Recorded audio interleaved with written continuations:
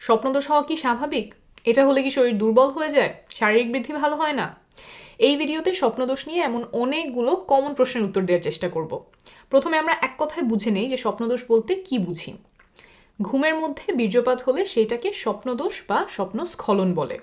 আমাদের অনেকের ধারণা যে শুধুমাত্র ছেলেদের স্বপ্নদোষ হয়, মেয়েদের হয় না, কিন্তু এই ধারণাটা সঠিক না। ছেলে মেয়ে উভয়ের ক্ষেত্রেই স্বপ্নদোষ হতে পারে। মেয়েদের ক্ষেত্রে স্বপ্নদোষ হলে যোনিপথটা ভেজা ভেজা মনে হতে পারে। অনেকেই প্রশ্ন করেন যে স্বপ্নদোষ হওয়ার স্বাভাবিক কিনা। হ্যাঁ, স্বপ্নদোষ হওয়া একটা সম্পূর্ণ স্বাভাবিক শারীরিক প্রক্রিয়া। এতে লজ্জার কিছু নেই, অপরাধবোধ করারও কিছু নেই। স্বপ্নদোষ সাধারণত কৈশোরকালীন সময়ে শুরু হয়। কারো কারো ক্ষেত্রে এটা 9-10 বছর বয়সে প্রথমবারের মতো হতে পারে।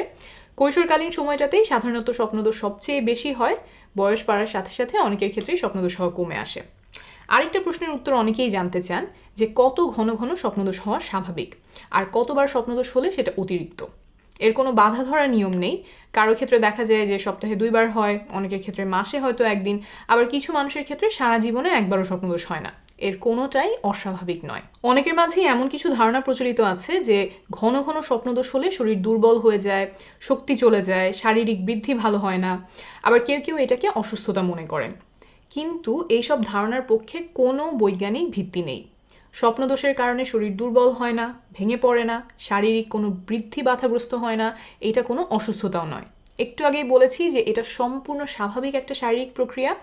কৈশোরকালে শরীরে যে স্বাভাবিক পরিবর্তনগুলো দেখা যায় তার মধ্যে এইটাও একটা স্বাভাবিক পরিবর্তন। এটা দুশ্চিন্তা করার মতো কিচ্ছু না। তবে আপনি যদি স্বপ্নদোষ নিয়ে দুশ্চিন্তায় থাকেন, তাহলে একজন মানসিক স্বাস্থ্য বিশেষজ্ঞের পরামর্শ নিতে পারেন। তিনি আপনাকে উপযুক্ত পরামর্শ দিতে পারবেন, দুশ্চিন্তাগুলো দূর করার জন্য বিভিন্ন উপকারী টেকনিক শিখিয়ে দিতে পারবেন।